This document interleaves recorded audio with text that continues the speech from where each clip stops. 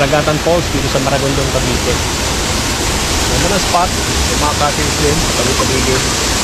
Pwede kayo pumunta rito, napakalapit lang dito sa Bailen. Kali kayo Tagaytay, dadaan kayo ng Alfonso, Bailen, and then Maragondon. O kaya kung manggagaling kayo ng Cavite, Ternate, pwede kayong dumaan ng highway, coastal highway. Ahon niyo, Maragondon, ito na agad. Magandang spot, magandang lugar. Ito yung naging hunting spot namin. Ikat hunting spot na yung May 2024. Maganda. Ragatan Falls dito sa Maragondon, Cavite. Barangay Mabato ang tawag nila rito eh. Mabato Elementary School, bababa kayo. Ito na yon, Ragatan Falls. Hindi gaano kilala pero maganda yung spot na ito. Ang daming maliligo dito, medyo maaga pa. Pero maya magbababa ng mga makasimita rito, mga tourist. Ganda ng lugar, pwede kayo maligo.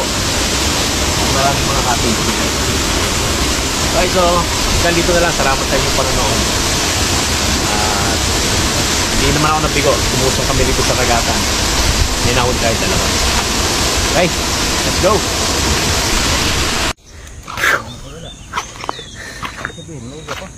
Another successful hunting adventure. Salamat sa Diyos. Hindi tayo napahiya. Kahit dalawa, malaki naman yung isa. Next, Pantihan Falls tayo. Mamayang gabi. Tuloy-tuloy na ito.